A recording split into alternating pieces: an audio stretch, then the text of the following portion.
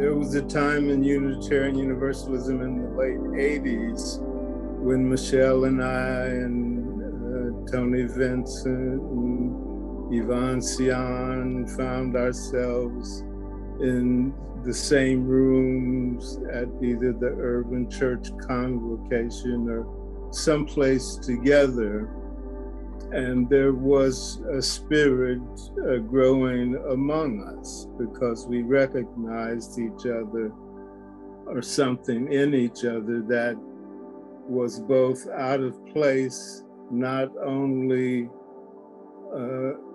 within Unitarian Universalism, but to some degree out of place with many of the currents of Black culture. Michelle always invited me in a place where others would pick fights and politics was always present. From the beginning of my knowing Michelle, she was Michelle and Kaya. She was Michelle, a single mother. Then she was Michelle who met Ray in a grocery store shopping for beer before the Super Bowl. And now they've been married for years and have grandchildren together. It's just the unfolding of the person that's gone on with all the things that you need to read her resume to appreciate and that I know she'll touch on tonight. I'm just honored to.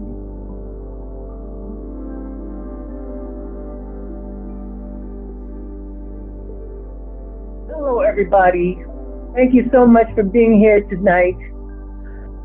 It's such an honor and a pleasure. I want to thank DRUUMM. Yobanzi and I were at the When the Thought of DRUUMM Was a Twinkle in Your Eye meeting. I can see it clearly. And look where we've come. Joseph, you've always been a star in my eyes with the youth and with your presence and helping Sankofa and everything. So I really appreciate this invitation and you and Amy and your children. Meadville Lombard Theological School, Sankofa Collection, thank you. First Unitarian Church, I love you. Third Unitarian Church, Betty, I love you. Department of Multicultural, UUA Department of Multiculturalism, Tequina, I love you. And Kiyama and Yobanzi, thank you. And you guys helped bury my mom, so you have a special place in our heart. 40 plus years of ministry, really 50 because it started before then, in my actions. There's a lot to talk about, so I'm going to try and do my best, and I've asked several of you, what should I talk about? And the first person I was talking to was Yobanzi. He said who always starts with the ancestors. So that's where I'm going to start, and I'm going to, so I want you to walk with me in this journey.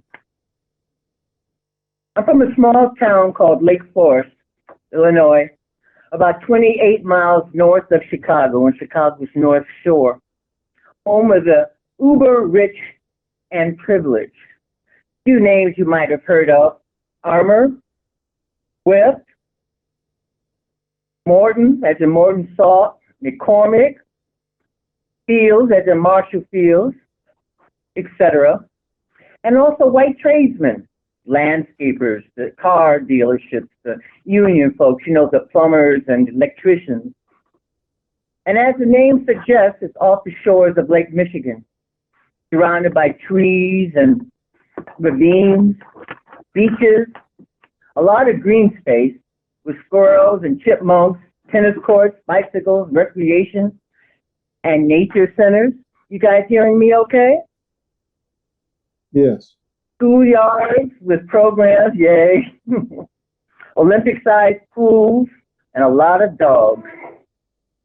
A world of Anglo-Saxon Protestants. A few Jewish folk, a few Catholic folks, and us Black folk who live down the lane to the uber rich.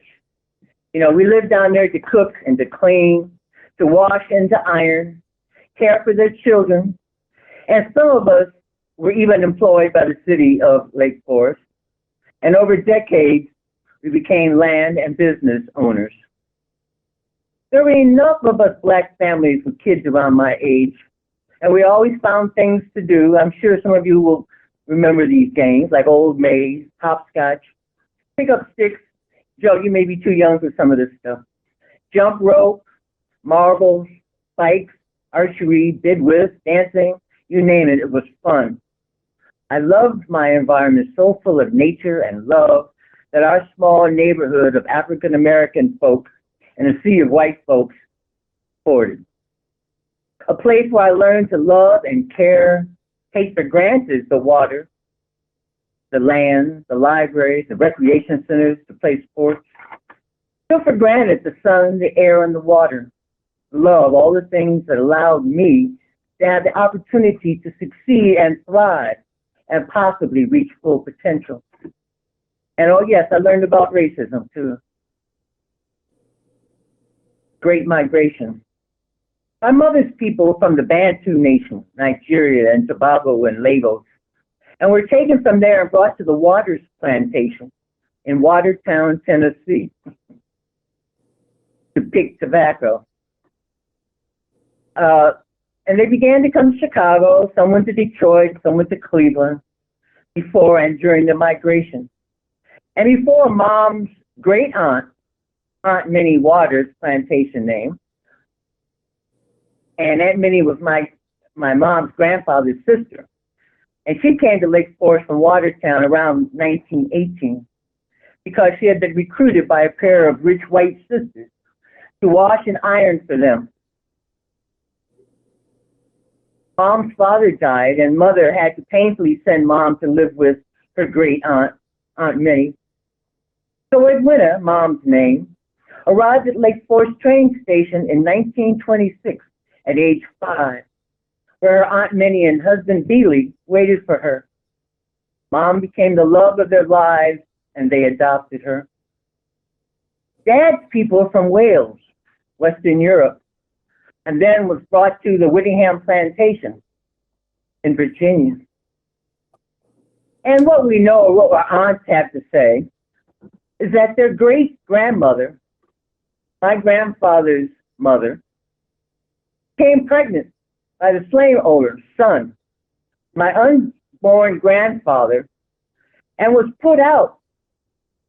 They didn't want her around any longer, so she walked to Philly with the unborn child in her belly.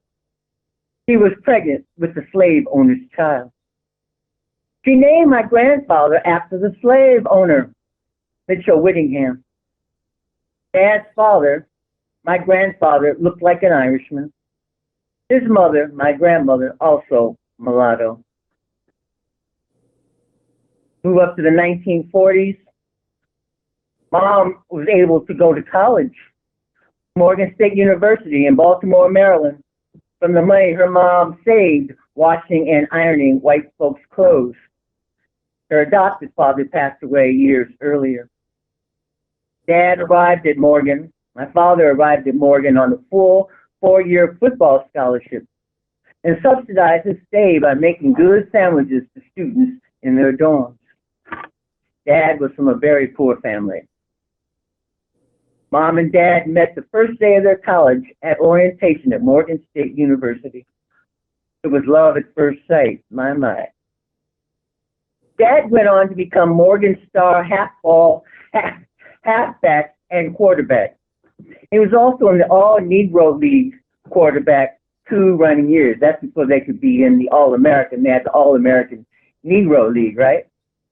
Schools such as J.C. Smith and Hampton, Morgan, West Virginia State, Bluefield. I had the great honor to receive his induction into the Morgan State Football Hall of Fame posthumously. And while at Morgan, Dad was drafted in World War II. And he didn't speak much about the war. Except he told me that the German prisoners of war were treated better than the segregated black troops. I do remember that. And while in North Africa during the war, he contracted malaria. And science says that the cells that mutated that helped the malaria plague was created and devastatingly became the sickle cell anemia blood cells. So sickle cell comes from the malaria bug mutation. So following the war, the NFL started to draft my father until the coaches and the NFL owners said out loud, there could be no black quarterbacks and halfbacks. They were too stupid. Well, as we see today, that ain't the case. We know the real reason.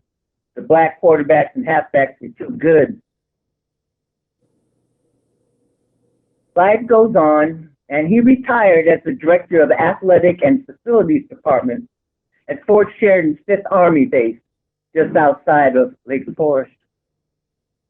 Mom became the captain of the cheerleader squad at Morgan, and during the war, worked at the Baltimore Sun, an all African-American owned newspaper. And during her 44-year career with the U.S. Department of Defense, she received numerous awards, among them the Meritorious Medal of Civilian Services, the highest civilian award one can receive. Mom organized and impressed. They loved their HBCU experience and kept in close contact with many classmates throughout their lives. After Dad's military tour and graduation from college, he and Mom moved back to Lake Forest, married, and bought the family home for Mom's Aunt Minnie. 2 years later, they had me. And 2 years later, Mom and Dad lost a baby boy, Mitchell III, who died 5 days after birth due to jaundice. And the mid-20th century jaundice seemed to be a killer. So maybe Mitchell III also carried the sickle cell SS trait, like me.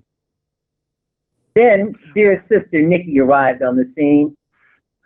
I was, and I am 4.5 years older than my loving sister. Our parents modeled pastoral care and community ministry. Our parents, Edwina, Elaine, and Mitchell Jr., gave unconditional love toward us and really toward everyone. Every season, Dad would gather 6 to 8 neighborhood boys and take them with their baseball mitts into Chicago to see the Chicago Cubs baseball game, and also teach them how to tie their ties and more. They fed the widow and the widower and the elders. They mowed their lawns and visited the infirmed. They made sure that we had playmates, had a garden, had dogs, that there was food in the house for guests, many who considered our parents their parents. They made sure that Nikki and I went to church every Sunday. Dad was a hustler and often worked 3 jobs to make these things possible. They loved their family both near and far, blood and extended. So we traveled and spent a week or 2 every summer with cousins in the country of Watertown, Tennessee, with outhouses and sulfur water, well water, pitch black summer nights, and played kick the can hide and seek games, and homemade ice cream and grape caramel cake from Aunt Lorraine. And oh, the cobbled streets and sounds of the city of Philly, those wonderful Philly cheesecakes, cobbled streets, and the pen relays. Yeah, baby. Our parents modeled the concept of it takes a family, takes a village, and visiting with family, they were intent on doing it. Our families continue that tradition today. Our children love going south and Philly. While traveling, we often stop by historical Black colleges and universities, HCBUs, schools, to see relatives march in college bands. I'm from music playing people. And our parents modeled the importance of music, sports, sportsmanship, nature, health, and honoring our cultural heritage. from HBCUs at Morgan State, Tennessee State, FAMU, and Spelman College, where I got my start. We Black folks in Lake Forest lived down the lane from the uber rich and privileged. Several of my childhood friends' mothers were cooks. One was cook for Bob Hope and traveled with him cooking. Man, could she cook. And I remember the hamburgers she would cook. Mate, they're like this way. Juicy. My people are from and live in the suburbs, country, and city, and are of all complexions. Beautiful dark brown skin like my mom, with eyes and jet black hair, to pale skin, blonde hair, and blue eyes. My sister and I learned from our first teachers that the color of the skin, the circumstances of where you lived and where you loved are not important. W.E.B. Du Bois hit it on the head when he proclaimed that the problem of the 20th century would be the color line, as he wrote about in his classic, The Souls of Black Folks. And we know that we were taught hating everything black, right? Blackball, blacklisted, you know the litany. The sister Toni Morrison's novel, Bluest Eyes, speaks about racism's internalization, the hatred of ourselves.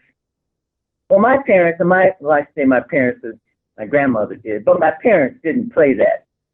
You know, they deliberately chose not to internalize that racism, that lighter is better.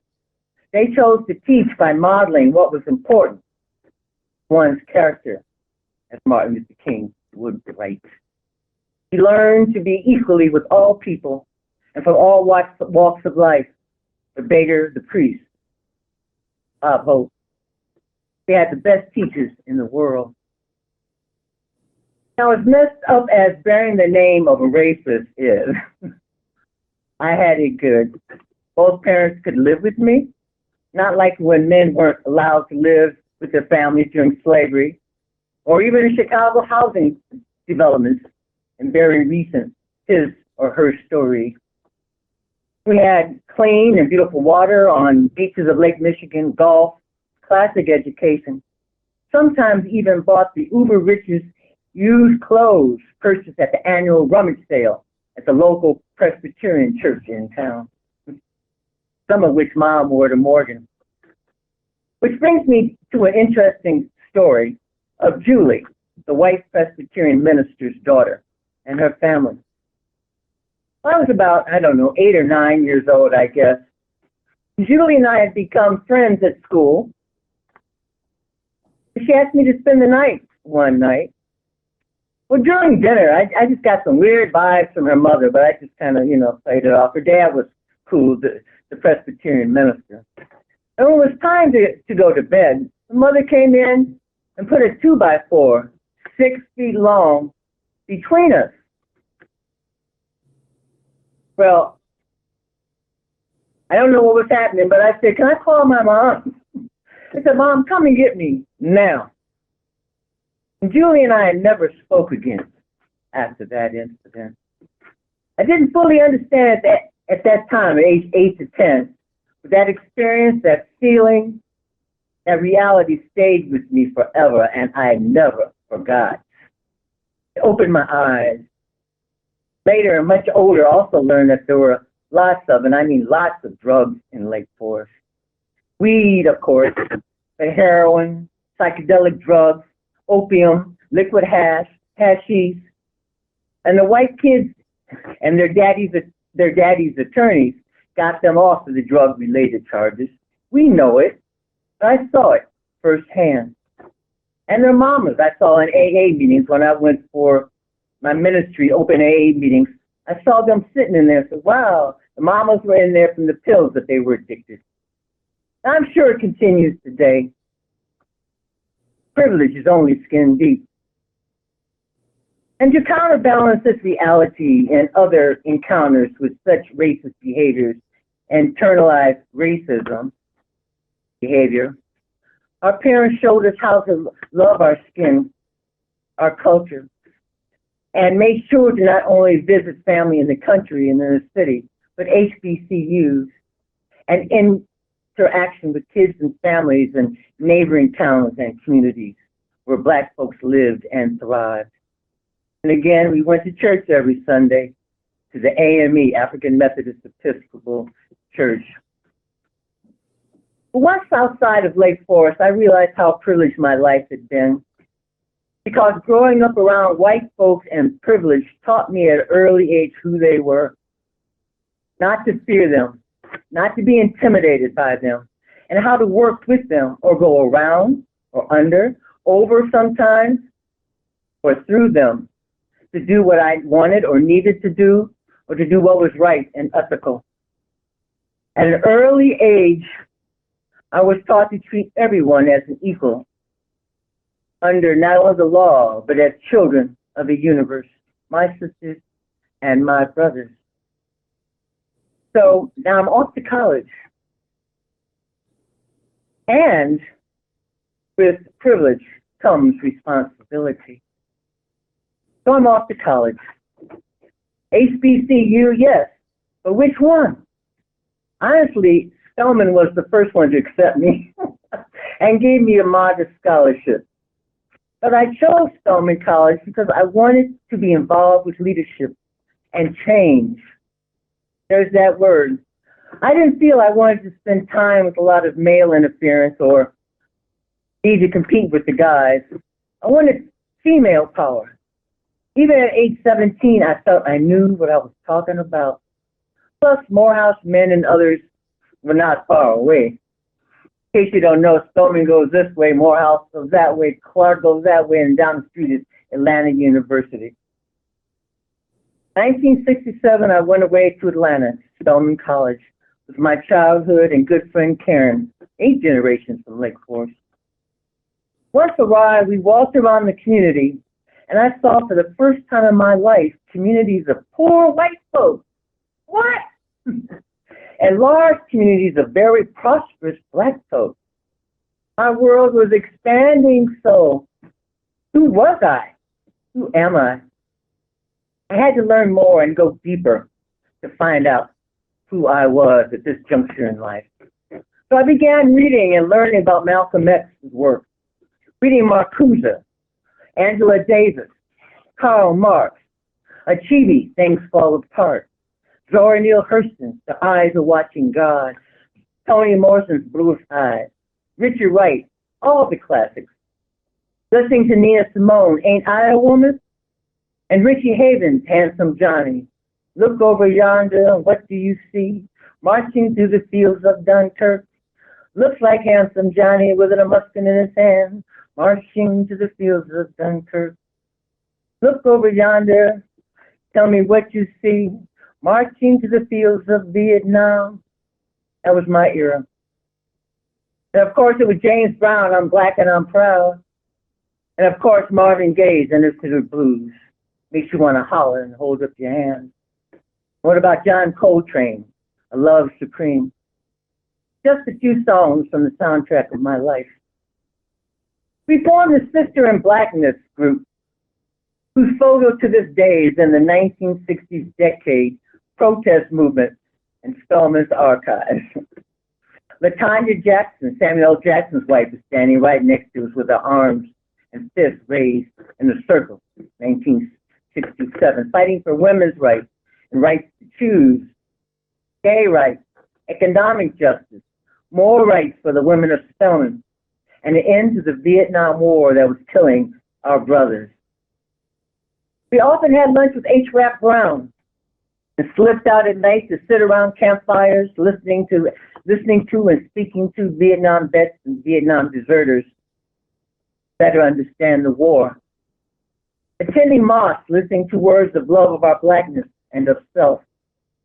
I learned quickly after visiting labor unions, socialist and communist meetings, just how racist they could be, simply by looking at the leadership and its structure.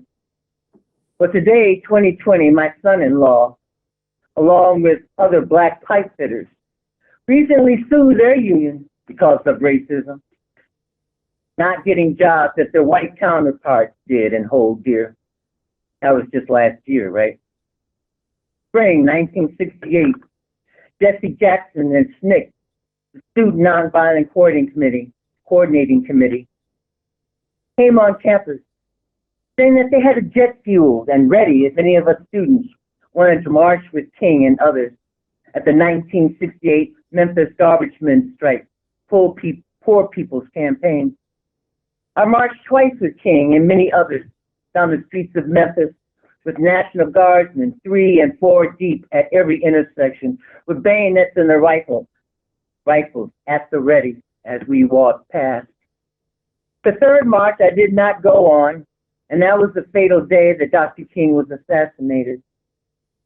But we from the HBCU schools in Atlanta joined together and held candlelight vigils every night. And I ushered the aisle where the Robert F. Kennedy family sat during Dr. King's funeral held at Morehouse, his alma mater. And I'm still marching today with Bishop Barber's Poor People's Campaign. The following year, many of us from Atlanta University campuses met nightly to discuss different issues we had with our administrations. Other campuses around the country were also experiencing unrest around the economic divide and equity issues in the Vietnam War. Kent State, for example, and North Carolina State. And they had police riots and FBI infiltrates. We did too. And we locked up school administrators for several days, and our demands were, we wanted more African-American professors. I think I had 2. But my memory's a little weak now. And we had nonsensical restrictive curfews and rules. We wanted those changed. And we couldn't take any classes other schools in the vicinity. How? Samuel L. Jackson was right along with us. And I was asked to leave Spelman in 1969, and he too was asked to leave Morehouse behind this. But I understand he later returned and did receive his Morehouse degree. A fun tidbit, Samuel L. was a drum major at Morehouse during the 1 year I was a cheerleader for Morehouse. So we traveled together to HBCU football games, home and away, and he was a character even then.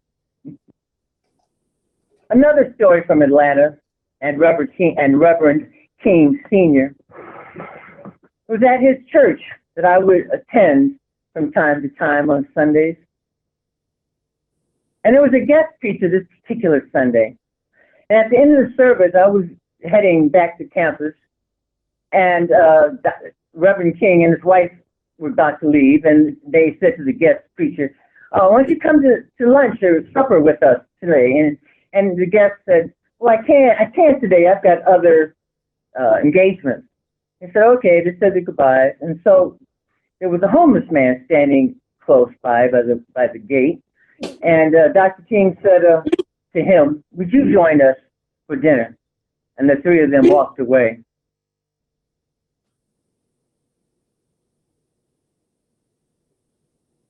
Learn from and model the path with the heart of God. Yes, I was at the leave Spelman. I returned home. Parents said they were actually proud of me, that I stood up for what I believed, and asked me, "Now what, Michelle?" I said, "I'm going to get my degree and pay my own way from now on." And that's just what I did. Unconditional love they showed, and what I hope I can show to my children, my grandchildren. Well, 1970, I moved to the big city, Chicago, where I majored in political science and philosophy to go deeper, to learn more at the University of Illinois. And while there, I taught GED classes in algebra and U.S. literature to young men, ages 21, the same age as me, at the infamous Cabrini Green housing project on Chicago's North Side. Teaching, and while unable to get and hold their attention, I decided to change it up. I went and bought some books, such as the autobiography of Malcolm X and Native Son, instead of the recommended Chicago Public School books. We read those and talked about it. I changed it up and taught algebra using measurements such as kilos and grams, got the guy's attention. In case you don't know, those are measurements for counting weed and drugs. Believe me, they can do the math in their head. Take them as they are. I got their attention, taught some culture, so I could teach the lessons. Years later, while walking my dog in Lincoln Park, one of the young men from those GED classes, who I hadn't seen in years, ran up to me, thanking me for this exposure. The young brother who had never been outside a 2-mile radius of his house. He was now a junior at Southern Illinois University. Being an educator, a pastor, or other helping professionals, you seldom hear the good news of your work. His courage to change, take a new path, this news was special. Deeper and continuing education I needed. I got a master's degree in higher education and inner city studies. Why ministry? The following is an excerpt from my offering to the anthology of UU Female Clergy of Color, edited by Reverend Dr. T.M. McLaughlin, Skinner House, and should be published in 2022. And also the director of Sister Source. Hello, good morning. There was a probation officer for Project New Pride on the other end of the line. I was serving as high school principal and assistant director for Project New Pride, a partnership between Chicago's Better Boys Foundation, a male youth counseling program, and with Chicago Public Schools, and with Washington, D.C.'s Office of Juvenile Justice. Project New Pride was a late 1970s, 80s era experimental program for males ages 13 to 18 who've been convicted of at least 3 major crimes. These youth were now on their last chance to turn their lives around. They came from all over Chicago. They were Asian, African American, Native American, Hispanic, and Caucasian.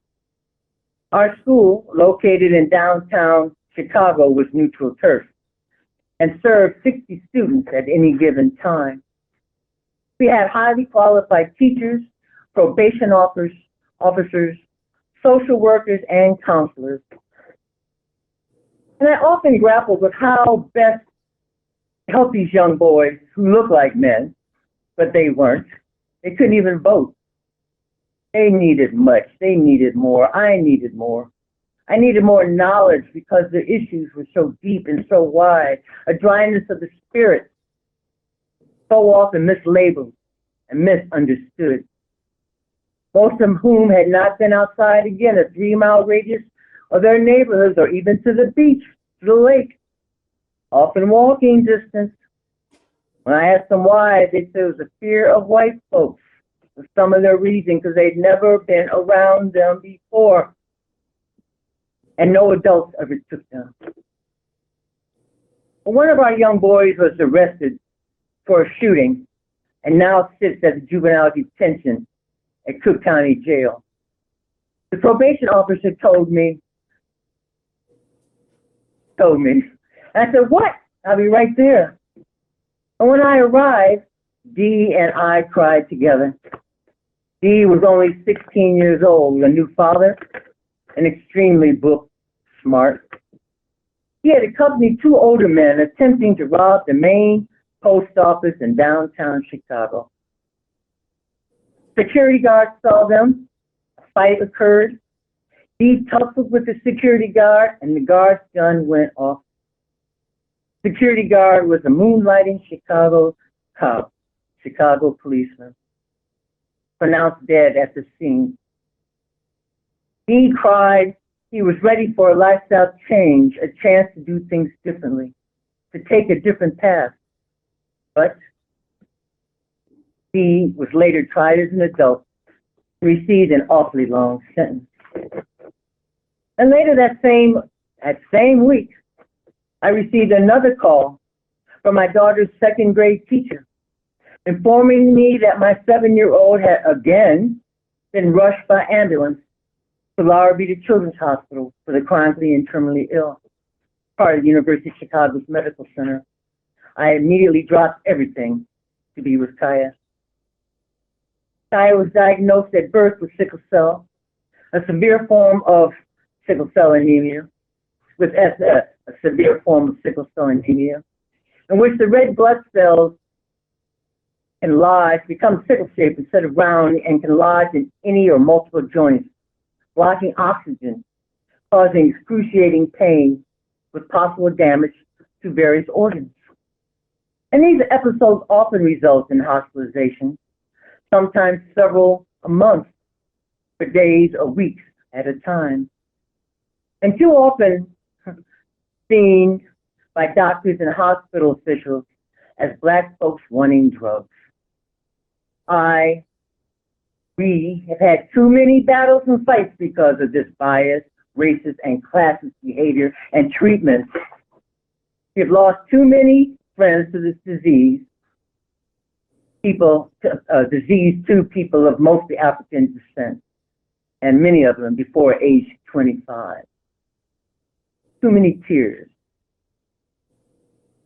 But a traumatic experience with Dee, and caring for my chronically ill child, and going through an equally traumatic divorce all at the same time was overwhelming. I felt too as though I were walking in the wilderness, numb and desperately trying to figure out how to take off from my job at any time, care for my ill child without being fired or risking my career. Well, I soon quit the Project New Pride program and left the field of education. I wandered in the wilderness in search of growth, looking to delve deeper once again into the spirit to better understand and help these young men and women, better help Kaya, and to help myself. So in further search, I was in further search of a guerrilla spirituality, because that was needed to deal with this SHIT constantly thrown at us. Unitarian Universalist African American theologian Bill Jones often called this, maybe coined this, generational suffering.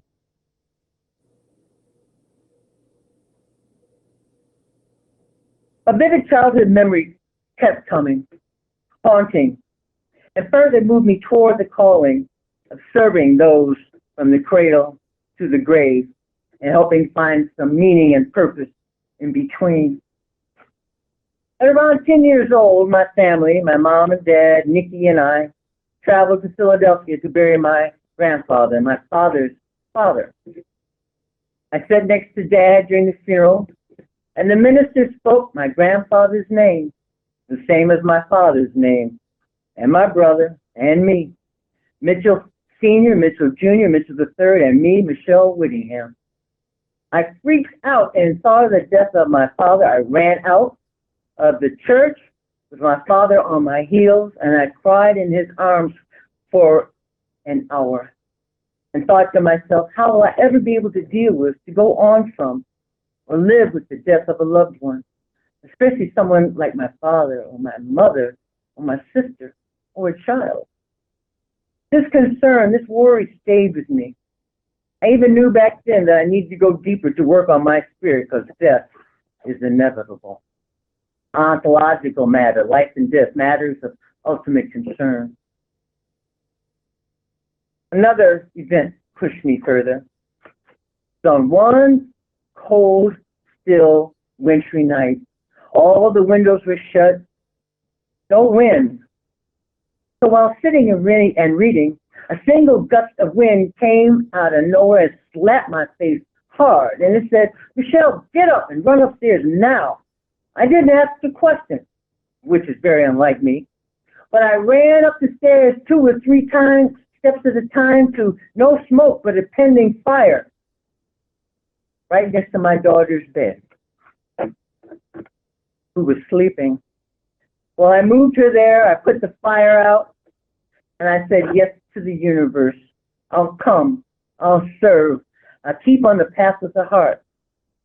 God told me, I'm going to be okay, and to dive into the abyss Well, ever since the situation with Dee and his sentencing and my wandering the wilderness, I thought that having the title Reverend gives people in power to take your call and engage with your concern and dialogue. Ministry gives one a platform from which to speak out, give witness, protest, ask questions. I needed that platform to turn my concerns into action. Challenge of change for me. I soon was employed at Garrett United Methodist Theological School at Northwestern University, where I took 2 theology classes after work from Reverend Dr. Henry Young. I told him I loved studying theology but was not a Christian and wanted to go somewhere studying and going deeper with those representing the diversities of the world. He said, I know just the person for you to talk with. He and I studied together at Boston University. Well, I made an appointment with Reverend Dr. Gene Reeves, the president of Eva Lombard Theological School that day. And my 2.5-hour meeting with him was life-changing. He introduced me to Unitarian Universalism. Theologically, the Unitarian Universalism that Gene described felt like home. My journey into the world's religions and spirits, attendance at Trinity African Methodist Episcopal Church, Islam, the spirits learned from my AME days and singing in Spelman's Glee Club and Atlantic Choir. And following Spelman, I found the need for meditation in Buddhism. Today, still in the Nichiren Shoshu tradition of chanting Nam-myoho Renge Kyo. And as UU clergy, years later, I went deeper, experiencing and learning spiritual practices from medicine woman Tilly Black Bear at the Rosebud and Pine Ridge Lakota Nations, sat with her in her grandfather's sweat lodge, and climbed Bear Butte in South Dakota to talk to the gods. I visited with ancestors and the great spirits of African religions and philosophies, deepened at the Parliament of the World's Religions in Cape Town, South Africa. Along with the world religious leaders, we planted a peace pole outside of Nelson Mandela's prison cell at Robbins Island, Cape Town. Also urged South African government to get the HIV medication to the people ASAP. I was gathering more information about the true meaning of the interdependent web of existence. Gene described Unitarian Universalism as a community where I could bring the leadership I learned from my mother, my first teacher. My exposure to female leadership deepened at Spelman College, deepened by my daughter's strength and courage and my work and life experiences. I could bring my fierce womanism with me into Unitarian Universalism, incorporating the special men in my life and orbit. Dad, for one. Gene told me about Unitarian Universalist history and claims of social justice and activism. Throughout my life, I have participated fully in the activism of the time, learning, experiencing, and leading. I've always tried to bring the knowledge and skills and passions that I've learned to those who came before me, and I try to stay, as comedian and activist Dick Gregory would say, I try to stay awoke, try to stay involved. But Gene, all of this sounds great, I told him, but I have one concern. Can I fully bring my culture, myself, as an African-American female, to leadership in Unitarian Universalism? Gene wanted to help me find my answers and sent Ty and I to Washington, D.C. and New York to meet with 3 African-American Unitarian Universalist ministers, Reverends David Eaton, Yvonne Chappelle-Sion, and Mark Morrison-Reed. I felt at home. I had never heard of Unitarian Universalism before meeting Gene Reeves, and I'm not a joiner. But after the journey to meet elders, David, Yvonne, and Mark, I answered the call to ministry and joined in a big way as clergy. Seminary years. During one of Kaya's hospitalizations at Laura Vita Children's Hospital, I wrote a proposal to start a chaplaincy program there. Believe it or not, the hospital had no chaplain. I found a need and I found a niche. Proposal was funded, and I provided 6 to 8 hours a week, visiting doctors and nurses, staff, and patients, and I facilitated a parents group. I maintained this chaplaincy position along with my seminary studies and work study for 3 years until my graduation. I wrote many a sermon from the emergency room while waiting for Kaya's admittance to her room, and read and wrote from her room at her side. Ministry provided freedom to do my work from anywhere and take care of my family at the same time. I'm your child while I run this race, yes, Lord. Sister Edelira Bekinzer out of the Germantown UU congregation, and also on the Measles Lombard Theological School's Board of Trustees, will lead us in this song at any given minute at GA. When we were fighting for something, we were always fighting for something. You know the song, Guide My Feet While I Run This Race. Oh, we had good times, even in the midst of and in spite of the dragons and the protests. I can hear her now saying, a little more bass, a little more tenor, a little more harmony. I had the great honor to eulogize her at her memorial service. And you may have heard the gospel song with these lyrics, may not come when you want, but comes right on time. For my last year in seminary, I met Ray Bentley at a local grocery store, Mr. G, as Yobanzi said. He was raised Catholic and thought it was interesting that I was studying to be a minister and buying a 6-pack of beer for the famous 1985 Chicago Bears Super Bowl game championship. Our first date was to see the movie, The Color Purple. He had me then, I guess. A year and a half later, we married. And 2 years later, Michael was born, who is now 32 with a family of his own, and told me he wanted to hear in this presentation how I worked and was in school with Kaya. Well, I did graduate 1986, and oh my God, right out of seminary, the UUA district exec and 2 UU ministers wrote a grant without my input after I'm asking them, make sure I'm involved in the writing of this grant, that I know a little bit about what I would like to do and about grant writing. They wrote the grant for me without my input to organize 2 new diverse UU congregations in 3 years. 2 churches in 3 years, and I did. And it was certainly underfunded.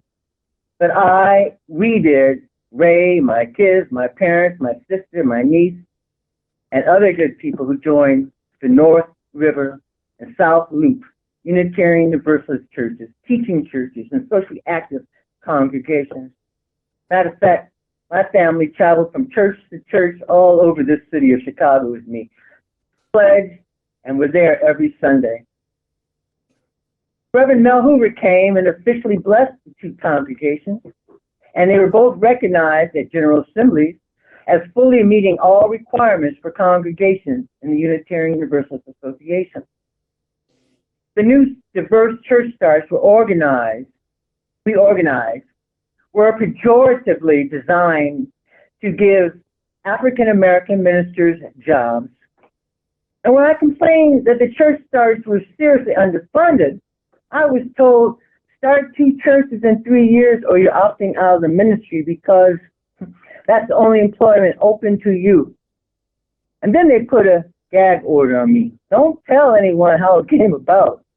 Of course, the gag order did not stick, and the 3 later walked off into the sunset.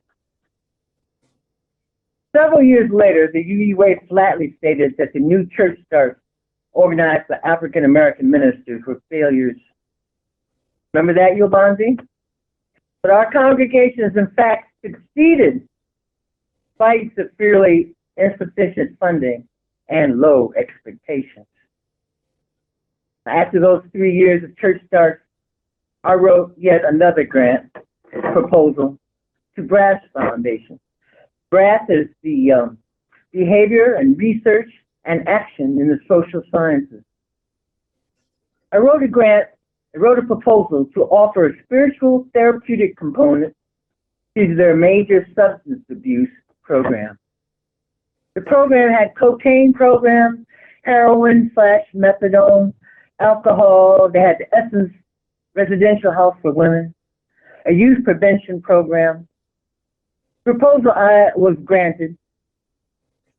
2 ministers took over my new church starts, and I was called to that position as the first such chaplaincy program in the state of Illinois. I used UUA Reverends Richard Gilbert's and Tom Owen Toll's adult RE curriculum that helped in finding purpose and meaning in one's lives. It worked because it took people where they were from. Some were angry with God, others were looking for their higher power to get and stay clean. 3 years after that grant was ended,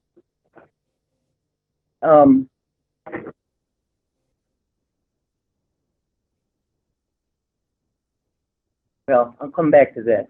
I want to tell another story of protest at the General Assembly held in the Thomas Jefferson UUA district. This is a story my husband wanted me to make sure I was going to tell you all. Well, they were going to hold a ball. GA that year was held in Thomas Jefferson district. And the president and they were going to hold a ball to inaugurate the new UUA president. And they wanted everybody to dress in the garb of the time. Well, Community Church of New York, where I did my internship and love, Sisters Hope and Janice Johnson for two, wrote a letter to the UUA saying, well, that's not a good idea at all. You know, it's rather racist. I don't know what their letter said now, but they warned them against doing this. Well, as we know, so the UUA was kind of blind and deaf. UUA did not seem to hear or care because they went on with the ball anyway. So I, along with Hope and Janice, helped to organize scores of folks to protest and refuse to go to the ball. And in fact, we held prayer sessions and spoke at General Assembly about this. And that night of the ball, we stood at the bottom of escalators to the ballroom, singing freedom songs and chanting, UUA, blind and deaf. Well, it seems blind and deaf sometimes goes well with liberalism. Well, many of these questions and issues were here before me, the Black Concerns Working Group, AWA, Black and White Association, and other UU groups of people of color and African American allies to bring more inclusivity and equity to our religious community. And I and Yo Barnsley had the same questions, concerns when we came through. And it seems that same struggles remain ongoing today, don't they, DRUUMM? Blue Haven? Microcosm, I guess. I actually had a good time going deeper at Meadville Lombard and University of Chicago Divinity School and working in the Department of Ministry as Director of Professional Development and helping ministers through the final fellowship. My experiences in the parish, training future leaders in the seminary and denominational work was nice. But it seems I always had to do something else in addition. So full-time job plus a quarter-time job plus a half-time job, because the need in the community, my community, was the people of color who seemed to be suffering in every corner, needed urgent attention. Remember, with privilege comes responsibility. For example, take Katrina. Immediately wanted to go to New Orleans, but they wouldn't let you in. So I got on the next plane. I was working at the UUA, Department of Ministry. So I went immediately to Houston, in the Superdome, and said, I'm here, I want to help. They immediately put a long table and a couple chairs and a sign that said counseling. And they came, and they came, and they came, and all of the stories I heard that week. At the core of my theology is an axiom: every personal problem is a social problem. Theologian Paul Tillich. And every social problem is a personal problem. Take the abortion and women's rights issues in today's news. Definitely a personal issue.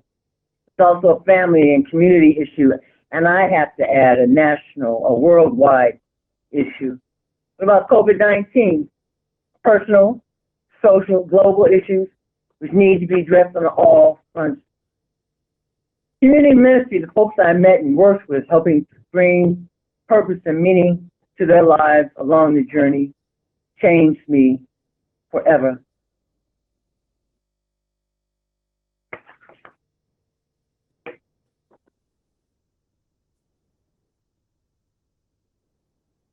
Along with Dee from my first story, I also lost Sharon, who confided in me that she was transgender, that everybody she was said that she was going to help.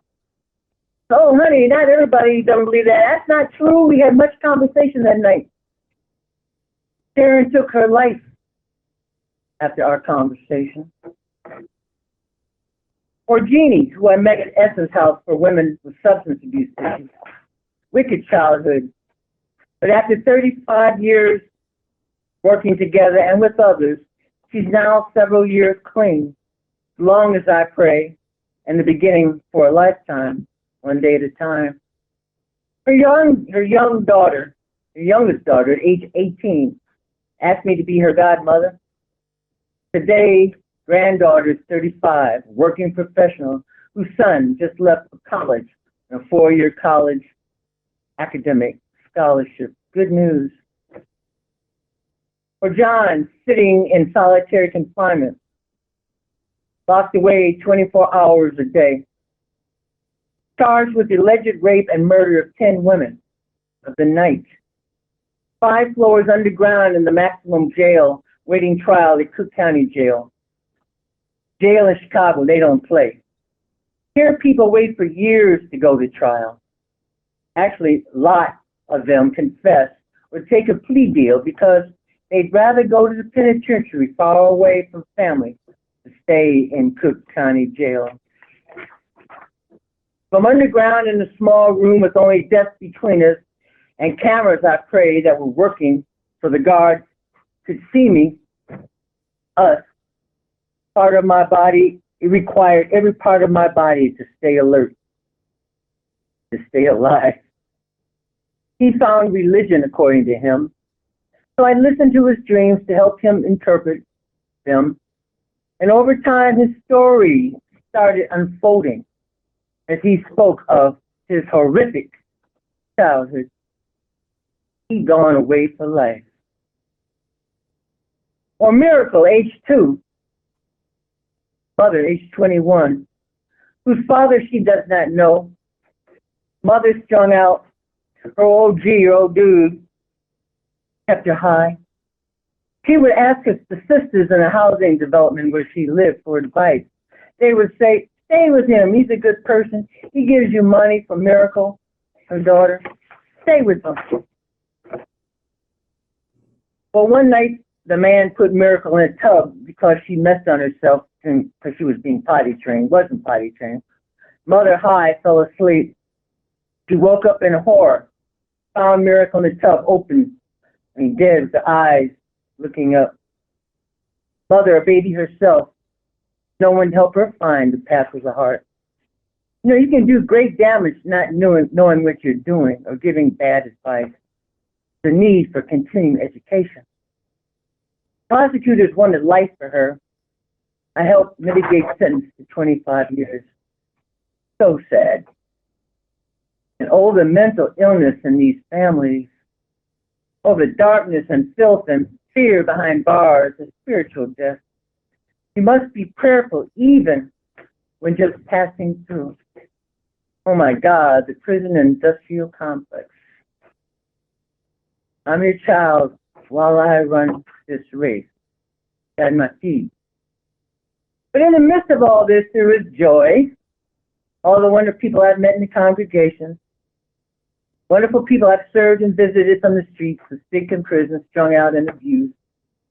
I fondly remember marrying my dear friends the day after Chicago passed the marriage equality ruling, together now for over 30 years. Such joy. And I remember the wedding in the cemetery under the weeping willow tree on Halloween. That was big fun. And I remember performing 2 holy unions on the Jerry Springer show, a couple of years before the show went off the rails. Never again, but informative. So, come full circle in many ways. My dad was diagnosed with brain tumor, probably from playing football in college and semi-pro with the flimsy and unsafe helmets. And as he and Mom sat in his hospital room, they were in a room with a Catholic man and his wife in the other bed. The man turned to his wife and said, "Honey, please call our priest. I want to talk." Dad turned to Mom and said, "Would you call Michelle?" I was his pastor. I conducted his memorial service, put him in the crypt at First Unitarian Universalist Church in Chicago. He and Mom are there. This was 60 years following the burial of his father, when my journey toward ministry began. It was hard, but I was prepared. A higher power was looking out. For the 2018 Youth-Led March for Our Lives, anti-gun march and rally in Washington, D.C., Kai's then 13-year-old daughter, my granddaughter, Kasaya, and I attended. That rally led by youth who must contend with the president and future filled with guns.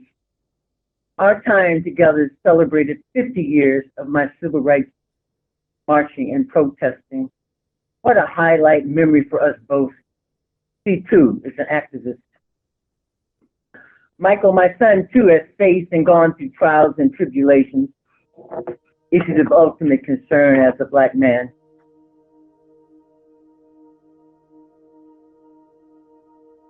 And he took the challenge that comes from change. He walks the path with a heart as a Christian like his father, helping others. He is now 32 years old with a beautiful family and owner of a trucking company. So proud of my children. Or Kaya, who last year with her family and I went to, traveled from Chicago to Johns Hopkins in Baltimore. She had brain surgery. Although a journey into hell, she came out feeling great and better. And as I was working on this presentation, I was sitting at her hospital room where she was recuperating from her second hip replacement. The third one, 6 months from now. But never one word of why me. Never. Rather, how are you, Ma? Such strength, such courage to be, such faith. And like me, she's a theist, believes in a higher power, and accepts the challenges that come from life.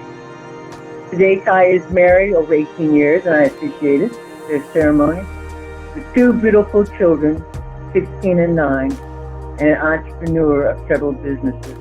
She too walks the path of the heart, helping others with sick selves and other needs. Ministry saved me, saved my family, saved us all. And Ray and I recently celebrated 34 years. We recently celebrated 34 years of marriage. Ray is my rock at every turn, bend, and path. We're on this path so death do us part. We as people of faith must develop a guerrilla spirituality. Visit the sick, those in prison, speak to the stranger, feed the hungry. And every personal problem is a social problem. And every social problem is a personal problem. So pastoral care and social action are sides of the same coin. Become an advocate for justice, go deeper, take continuing education opportunities, do good rather than to do harm.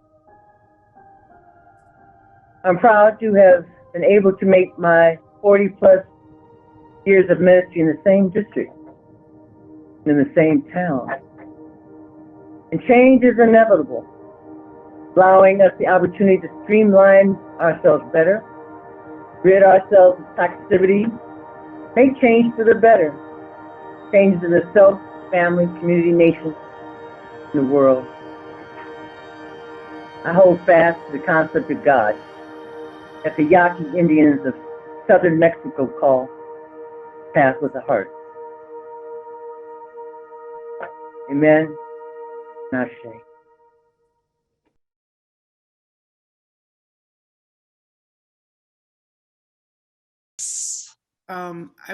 I also want to say that, Michelle, Michelle, I also want to say that you have taught so many people so much, and I love you. I think these ministers do a lot, and Michelle, you have done and are doing so much. Thank you so much. Thank you, Betty. Leslie, do you want to give voice to your comment? Yes, I just want to say the piece, one of the many pieces I'm sure you weren't able to fit in this time constraint that you had, was the essential role you played in bringing together the Black, Indigenous, and people of color community of Unitarian Universalism, and you were really our first convener. And I remember some of those early days, not the earliest ones, but the next round, and we'll always remember and be indebted to you for that. Thank you. Look at your ordination. Yes. Janice. Reverend Dr. Michelle Bentley, my sister. Ah, Denise. I just want to thank you from the bottom of my heart for the way you ministered to my sister, Hope. The love, the respect, and the care, the mentorship that you gave her. I want to thank you for the love, care, respect, and mentorship that you gave to my congregation when you came as our first ministerial intern of color. And I want to thank you for staying in spite of everything and more, staying in this faith that we cherish. Thank you, thank you, thank you.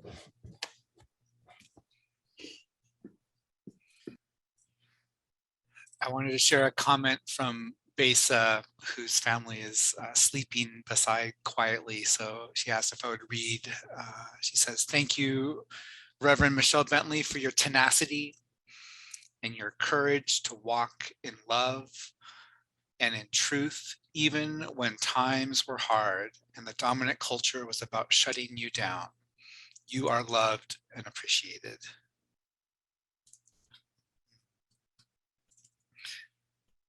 Yama. Yeah, thank you, Jill. Yama had her hand raised, I know. Yama. Yes, yes, yes. One of the things that I am doing is walking the path of the elder. And listening to Michelle, I am reminded that the elders are the wisdom keepers and the culture bearers. And the journey that she shared personified that. Thank you so much, Michelle. She didn't even highlight the role that she played in terms of the Sankofa archives. She initiated that, she birthed that. And what exists today is because of what she did. Also, Finding Our Way Home, I think Leslie mentioned it, but Finding Our Way Home is a robust gathering of religious professionals of color, she initiated that. She birthed that and led it through its early years. So she didn't, in her journey, she didn't even talk about some of the things that she really contributed to Unitarian Universalism. So I just wanted to lift those things up. And those are only the things I'm aware of. I just can't even imagine some of the things that she's failed to mention. But thank you for being the wisdom keeper and the culture bearer.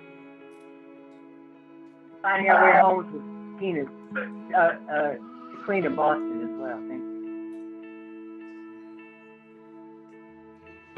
We have time for a couple of more before we begin to close this evening's gathering. And just jump in. I'll add your pen to the side by side. So Joseph, I'm going to jump in and just Reverend Dr. Michelle Bentley.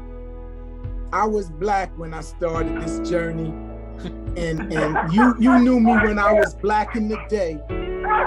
And Michelle, you know that I maybe should have jumped off this train long ago when things went radically topsy-turvy in my pursuit of a wonderful career as a Unitarian Universalist minister. But you gave me sage advice. You told me to buck up. You told me the journey would be long. You didn't tell me I was going to turn white, but you told me it would be long, that it would be challenging, that it would be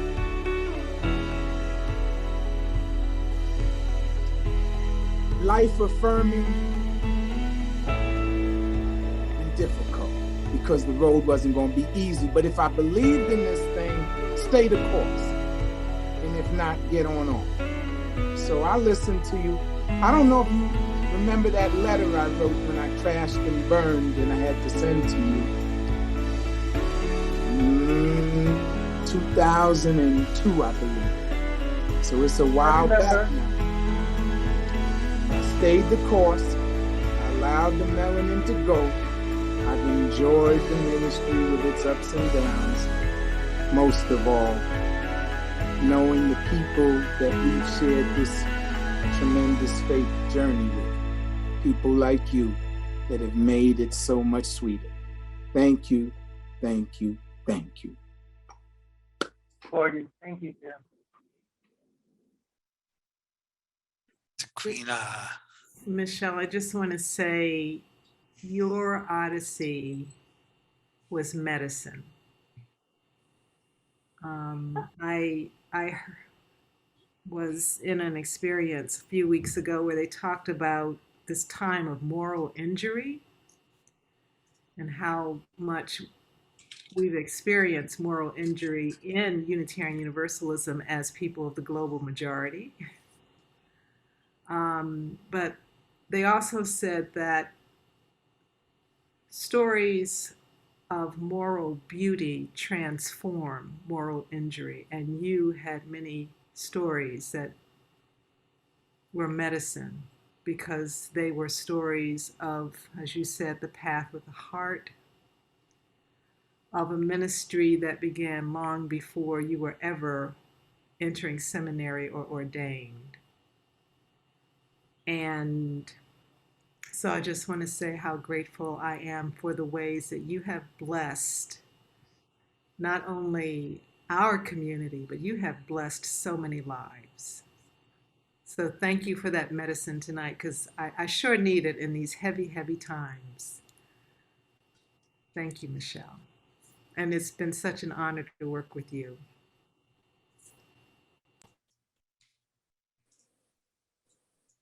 Hi, Michelle. Good to see you.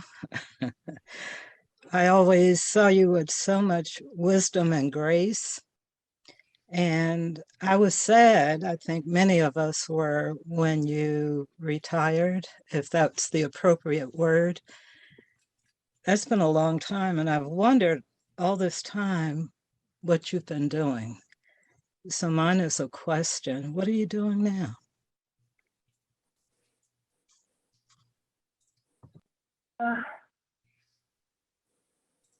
Well, I just finished doing an aging group. There's those of us, 10 of us, 60 and over. Doing girls volleyball high school officiating. I'm bowling. I make all the marches. And I'm very, I with the Women's League of Voters, register people to vote. I still have several young women I mentor. And yeah. Well, I did do some more work after I retired, but I guess I'm fully retired now. Thank you, Paula. Good to see you. Thank you. And my grandkids. That's a big part of my life. Indeed, Michelle, it's so good to see you. And I just want to extend my gratitude from those of us who are in those succeeding generations. I think you and Yalbanzi and others were sort of like in that wave that others of us sort of came in on like afterwards. And you all were doing some experimental stuff back in those days. I'm just thinking of the of those intentionally diverse congregations, which were so important. So thank you for that work and helping pilot the way there. I also want to thank you for modeling what I think is an appropriate relationship to Unitarian Universalism, because it's something I feel like we hold on to and are part of, but also sometimes need to know when to take a step back from a little bit, just to look out for, just to look out for ourselves a little bit, just to do that self-care so that it's not like an all or nothing, engagement, that we can, be in that tension between what we need for ourselves and what's for the good of the body. And I just want to give honor and praise to DRUUMM for having put this together. This is such an important gathering. This is so vital. And I'm glad that we have this model and this new platform that's being created for these vital stories to be shared. Thank you all. Love you. Thank you, Doctor. And before we move, so thank you all for being part of this space. Thank you, Michelle. Thank you, Ilbanzi. Thank you, Kiama. And I wanted to share that we will be taking this recording, and Michelle has offered some beautiful photos, and we're going to do some light editing and re-release this to the wider Unitarian Universalist world on October 14. And thanks in part to our co-sponsoring groups for helping to underwrite some of those expenses. So we're really, blessed to have this be our inaugural spiritual Odyssey with Reverend Dr. Michelle, and a shout out for next year. We're looking forward to trying to have Leon Spencer share his spiritual Odyssey in 2022. So these moments we feel like are so much more precious, especially as we feel, the cycle of life and the loss that we have also had in our community with the passing of Reverend Dr. Hope Johnson and Reverend Chester McCall, Betty Holcomb, Elandria Williams, Elise Gowdy-Wright, and others, and just how crucial and critical it is for us to hold space to connect, remember, and in the spirit of the Sankofa archive, have these preserved, as Kiama said, to be these stewards of these stories for the future. So bless you, Michelle. We have been connected for so long, and I remember how when you went to Third Unitarian Church in Chicago, you immediately reached out and said, let's have a DRUUMM youth conference here.